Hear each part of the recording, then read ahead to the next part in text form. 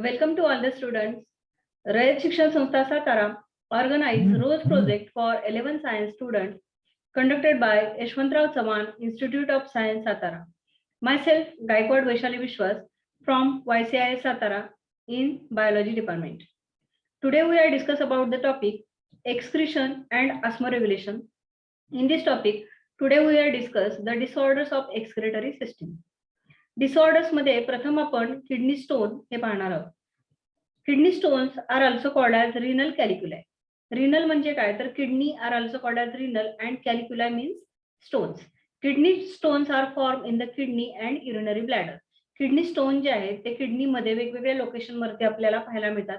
त्याचबरोबर urinary bladder मध्ये सुद्धा पाहायला मिळतात. इथे तुम्ही डायग्राम मध्ये आपण पाहू शकतो. इथं हा किडनी स्टोन जो आहे तो मेडुला रिजन मध्ये एक आहे आणि दुसरा आहे तो म्हणजे युरेटर मध्ये आहे. आणि ह्या युरेटर मध्ये असल्यामुळे काय झालेलं आहे तर इथं जे तयार होणारं जे युरिन आहे ते पास आउट होण्यासाठी इथं प्रॉब्लेम येताना दिसतात. मग अशा केसेसमध्ये त्या पेशंटमध्ये आपल्याला खूप पेन्स ह्या किडनीच्या जागेवरती पाहायला मिळतात आणि नॉर्मल फंक्शनिंग जे आहे त्याच्यामध्ये डिस्टर्बन्स आलेला दिसतो किडनीच्या. Kidney stones are of several types. किडनीचे वेगवेगळे टाइप्स आहेत.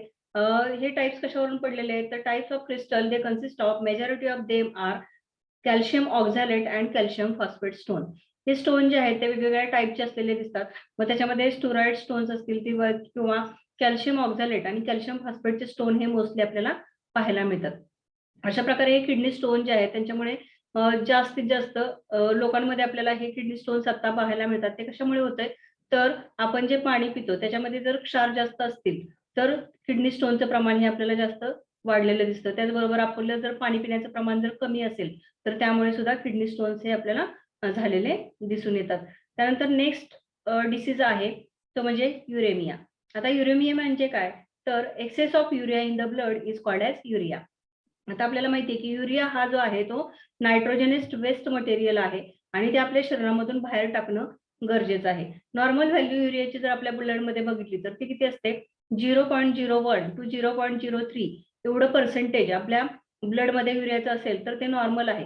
पण त्याचं पर्सेंटेज जर इन्क्रीज झालं ब्लडमध्ये म्हणजे अबाव जर 0.05% वरती जर युरियाचं प्रमाण आपल्या ब्लडमध्ये जर वाढलं तर त्याला आपण युरेमिया असं म्हणतो. म्हणजे आपल्या ब्लडमध्ये युरियाचं प्रमाण हे वाढतं आणि हे किडनीसाठी आपल्या ज्या किडनी आहेत त्याच्यासाठी खूप धोकादायक आहे आणि त्याच्यामुळे नॉर्मल स्ट्रक्चर जे आहे ते किडनीचं आपल्याला चेंज झालेलं दिसते. तर आपण डायग्राम मध्ये बघू शकतो की त्याचं नॉर्मल स्ट्रक्चर जे आहे किडनीच्या स्ट्रक्चरचं ते आपल्याला थोडंसं चेंज झालेलं दिसतात आणि त्याच्यामुळे इन्फ्लमेशन वगैरे किंवा किडनी फेल्युअर यासारख्या समस्यांना आपल्याला सामोरं जावं लागतं. त्याच्यानंतर नेक्स्ट डिसीज आहे तो म्हणजे नेफ्रिटिस. आता नेफ्रिटिस म्हणजे काय तर it is the inflammation of kidney characterise by the proteinuria cause due to increase in permeability of glomerular capsular membrane. आता हा नेफ्रिटिस हा डिसीज जो आहे त्याच्यामध्ये मोस्टली आपल्याला इन्फ्लॅमेशन किडनीमध्ये इन्फ्लॅमेशन दिसते. ते आपण डायग्राम मध्ये सुद्धा आपण बघू शकतो. इथे एक नॉर्मल किडनीचं स्ट्रक्चर आहे आणि इथं ग्लोमेरुलर नेफ्रिटिस असणाऱ्या किडनीचं आपल्याला स्ट्रक्चर असलेलं दिसून येते. याच्यामध्ये या किडनीमध्ये हा रेडनेस आपल्याला जनरली नेफ्रिटिस मध्ये काय दिसतं तर किडनी जी आहे त्याच्यामध्ये स्वेलिंग झालेलं दिसतं.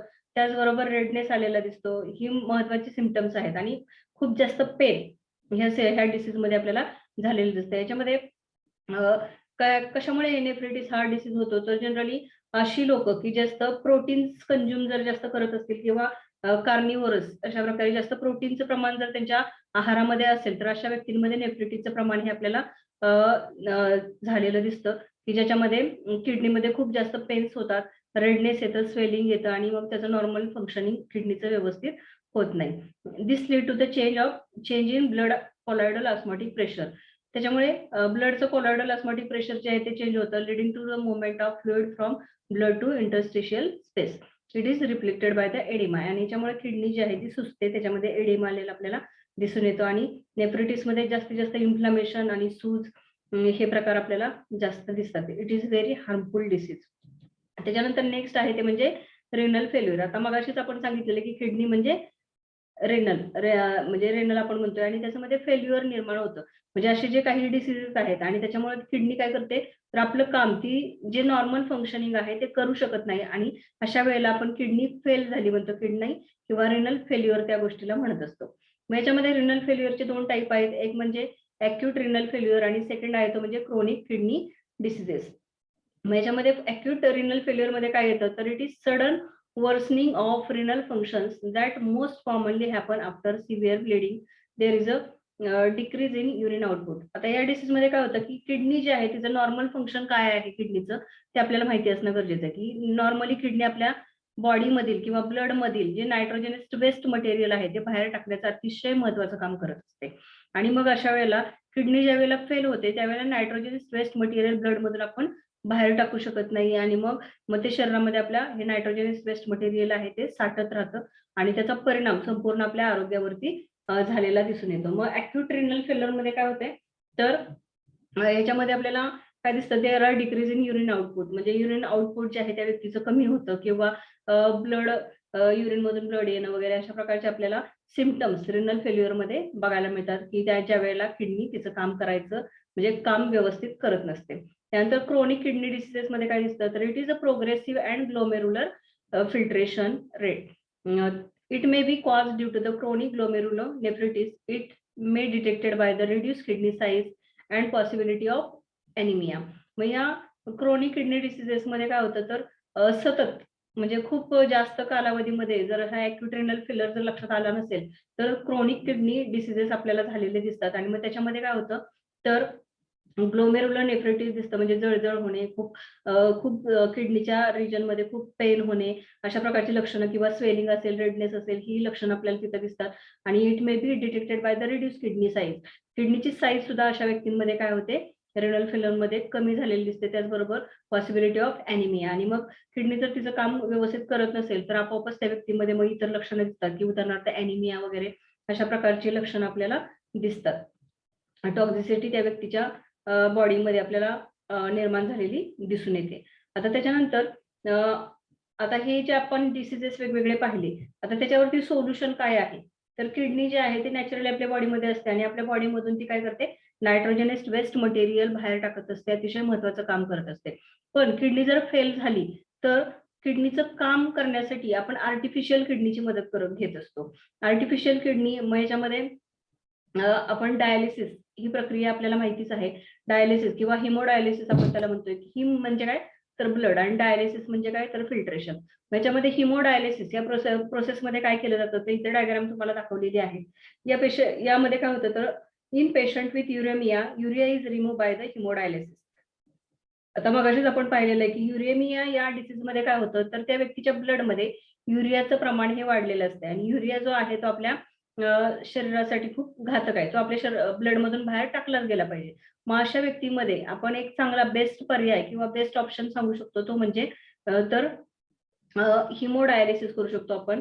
मग डायलिसिस मध्ये काय केलं जातं, तर the dialysing unit contain a coiled cellophane tube surrounded by dialysing fluid. It has some composition of plasma except the nitrogenous waste. आता हे हिमोडायलिसिस मध्ये काय केलं जातं, तर पेशंट जो आहे त्या पेशंटच्या रिनल आर्टरी मधून, इथं आपण बघू शकतो की हे पेशंटचा हात आहे आणि त्याची रिनल आर्टरी जी असते त्या आर्टरी मधून ब्लड जे आहे ते काय केलं जातं, रिमूव्ह केलं जातं फॉर दी क्लिनिंग पर्पज. कारण नायट्रोजनस वेस्ट किंवा युरिया जो आहे तो आपल्याला ब्लड मधला त्या पेशंटचा रिमूव्ह करायचा आहे. त्यासाठी रिनल आर्टरी मधून इथून ब्लड काय केलं जातं, रिमूव्ह केलं जातं किंवा काढलं जातं. आणि त्याच्यानंतर मग आपण ती मशीन जी आहे त्याला आपण काय म्हणतो, इट्स कॉल्ड अ डायलायझर.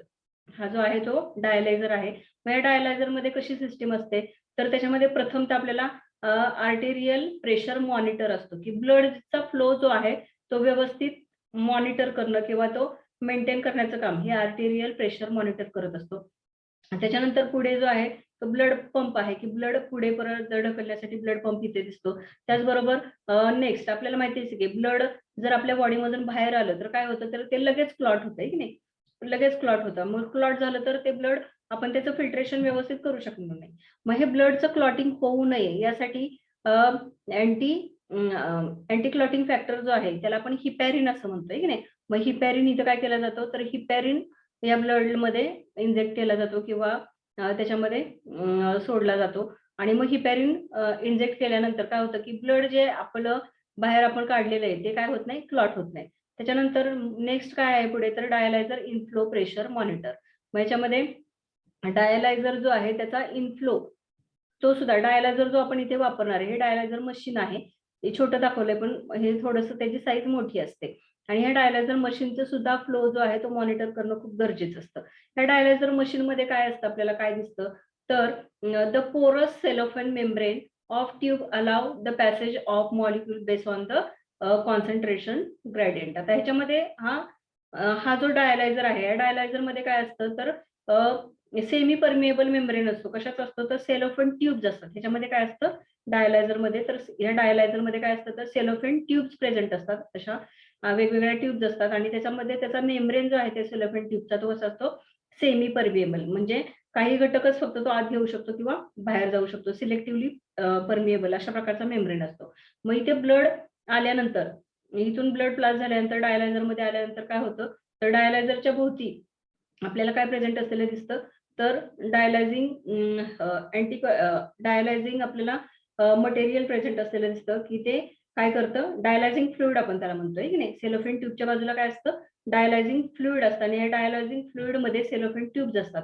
हे डायलायझिंग फ्लुइड जे आहे ते कसं असतं, तर this substances freely move out there by clearing the blood. आणि हे डायलायझिंग फ्लुइड जे आहे ते काय करतं, तर आपल्या प्लाझ्मा सारखं ते काम, प्लाझ्मा सारखं त्याचं कंटेंट आपल्याला असलेलं दिसतं, की ते काय करणार आहे, तर आपलं जे ब्लड आहे ते कसं आहे, त्याच्यामध्ये युरिया जास्त आहे की नाही. ते आपण पेशंट आणलेलं आहे, त्याच्या ब्लडमध्ये काय युरिया जास्त आहे. मग हे डायलायझर मशीन जे आहे किंवा सेलोफेन ट्यूब जे आहे कशी आहे, सेमी परमिएबल आहे. मग सेमी परमिएबल असल्यामुळं त्या ब्लडमध्ये असणारं जे युरिया असेल किंवा नायट्रोजनस वेस्ट मटेरियल आहे ते कुठे जाणार आहे, तर डायलायझिंग फ्लुइड मध्ये जाणार आहे. आणि हे डायलायझिंग फ्लुइड काय करणार आहे, ते शोषून घेणार आहे नायट्रोजनस वेस्ट मटेरियल. आणि मग अशा प्रकारे इथून परत मग ब्लडचं फिल्ट्रेशन आपल्याला डायलायझर मशीन मध्ये झालेलं दिसतं. मग हे फिल्टर्ड आउट केलेलं ब्लड जे आहे ते परत पुढे पास होतं आणि मग नंतर परत air trap and air detector इथे प्रेझेंट असतो. त्याच्यातून ब्लड जे आहे परत अँटी हिपॅरिन, आणखीन इथं ब्लड शुद्ध झाल्यानंतर परत हिपॅरिन जो आहे त्यातला काढून घेतला जातो, म्हणजे अँटी हिपॅरिन त्याच्यामध्ये मिक्स केलं जातं. परत ब्लडचं टेम्परेचर जे आहे ते मेंटेन केलं जातं, म्हणजे बॉडीच्या ब्लडचं टेम्परेचर आणि हे पुन्हा आपण बॉडीमध्ये इन्सर्ट करणारं जे ब्लडचं टेम्परेचर ते व्यवस्थित मेंटेन केलं जातं. आणि पुन्हा ते ब्लड जे आहे तर with the help of vein काय केलं जातं, आपल्या बॉडीमध्ये हे clean blood return to the body. अशा प्रकारे हे हिमोडायलायझर मशीन जे आहे ती काम करत असते, किंवा त्याला आपण आर्टिफिशियल किडनी असं म्हणतो.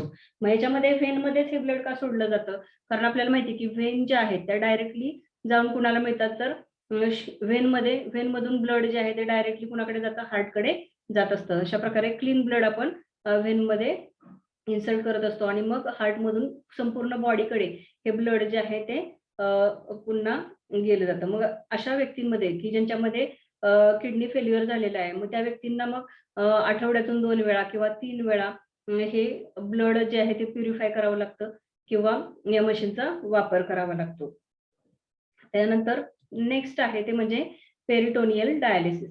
आता पेरिटोनियल डायलिसिस याच्यामध्ये काय दिसतं, तर in this method the dialysing fluid is introduce in abdominal cavity or peritoneal cavity. The peritoneal membrane act as a semi permeable or dialysing membrane. आता याच्यामध्ये काय आहे, तर पेरिटोनियल डायलिसिस आपण ह्याला म्हणतोय, की ह्या मेथडमध्ये काय केलं जातं, तर डायलायझिंग फ्लुइड जे आहे directly introduce in to the abdominal cavity. ही पेशंटची जी ॲब्डॉमिनल कॅव्हिटी आहे की ज्याच्यामध्ये अशी व्यक्ती की ज्याच्यामध्ये त्याची किडनी जी आहे ती काम करत नाहीये, मग त्या व्यक्तीमध्ये काय केलं जातं, तर हे डायलायझिंग फ्लुइड जे आहे ते डायरेक्टली त्याच्या पेरिटोनियल कॅव्हिटीमध्ये इन्सर्ट केलं जातं. इथे तुम्ही डायग्राम मध्ये बघू शकता, ही पेरिटोनियल कॅव्हिटी ब्लू कलरने ते दाखवलेलं आहे. तर हे काय आहे, सोल्युशन बॅग आहे. ह्या सोल्युशन बॅग मध्ये काय आहे, तर याच्यामध्ये डायलायझिंग फ्लुइड आहे आणि हे डायलायझिंग फ्लुइड जे आहे ते काय करणार आहे, की ह्या व्यक्तीच्या बॉडीमधलं नायट्रोजनस वेस्ट मटेरियल आहे ते ऍब्झॉर्ब करणार आहे.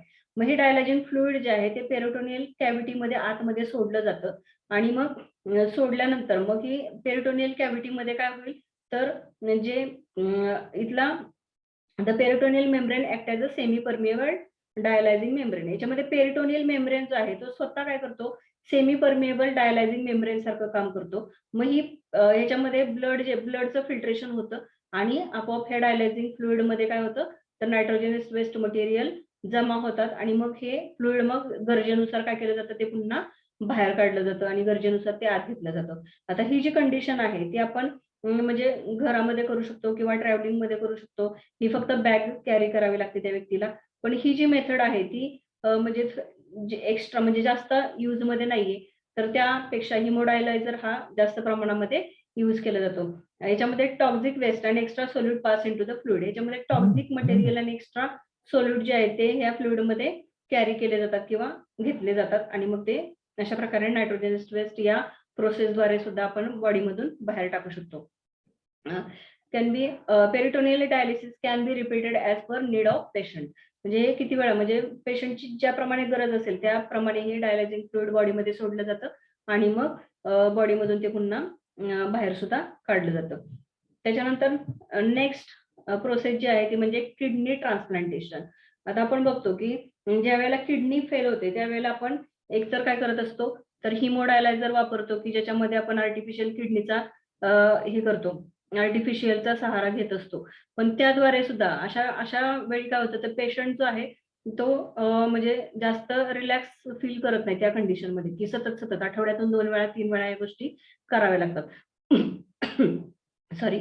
मग यासाठी एक बेस्ट पर्याय जो आहे तो म्हणजे किडनी ट्रान्सप्लांटेशन. आता किडनी ट्रान्सप्लांटेशन मध्ये काय करावं लागतं, तर it is ultimate method in the correction of acute renal failure. A functioning of kidney is taken from the donor. त्याच्यामध्ये एक डोनरची गरज असते. आता किडनी ट्रान्सप्लांटेशन मध्ये आपण काय करतो, की जी खराब झालेली किडनी आहे, एखाद्या पेशंटची जी किडनी आहे ती रिमूव्ह करायची असते आणि त्यासाठी मग एक डोनर लागतो, की त्या डोनरची किडनी आपण घेतो आणि ह्या पेशंटमध्ये बसवत असतो. मग हा डोनर जो आहे तो डोनर कसा पाहिजे, तर तो जेनेटिकली रिलेटिव्ह असला पाहिजे, की उदाहरणार्थ जेनेटिकली म्हणजे काय, की आई वडील किंवा सबलिंग्स असतील, भाऊ बहीण असतील किंवा अशा प्रकारे म्हणजे जे जेनेटिकली जे असतील पॅरेंट्स असतील किंवा भाऊ बहीण असतील त्यांची किडनी मॅच होऊ शकते. म्हणजे ह्याच्यासाठी बऱ्याच टेस्ट केल्या जातात आणि मग ही किडनी मॅच होते का ते बघितलं जातं. तेव्हा त्या व्यक्तीचं वय बघितलं जातं आणि अशा प्रकारे किडनीची साईज वगैरे आणि बऱ्याच वेगवेगळ्या प्रकारच्या टेस्ट असतात आणि अशा प्रकारे किडनीचा एक डोनर ठरवला जातो. मग हा डोनर जो आहे तो जेनेटिकली म्हणजे जर जेनेटिकली जर एक हे जर असेल तर ती किडनी जी आहे ती व्यवस्थित मॅच होते. पण काही वेळेला बाहेरचा डोनर जरी असेल तर ती वेगवेगळ्या टेस्ट करून किंवा वेगवेगळ्या टेस्ट करून आपण काय करत असतो, किडनी जी आहे ती दुसऱ्या व्यक्तीची पेशंटमध्ये अटॅच करू शकतो आणि त्यावेळेला मग किडनीचं फंक्शनिंग होऊ शकतं. It is better to receive the kidney from a close relative to minimise chances of rejection of immune system of host. त्याच्यामध्ये क्लोज रिलेटिव्ह जर असेल तर हे किडनीचं फंक्शनिंग हे व्यवस्थित चालू शकतं. अशा प्रकारे आपण हा टॉपिक इथे संपवलेला आहे. एक्झरसाइजचे काही क्वेश्चन्स तुम्हाला या टॉपिकमध्ये दिलेले आहेत, ते सर्वांनी सोडवायचे आहेत. Thank you for watching.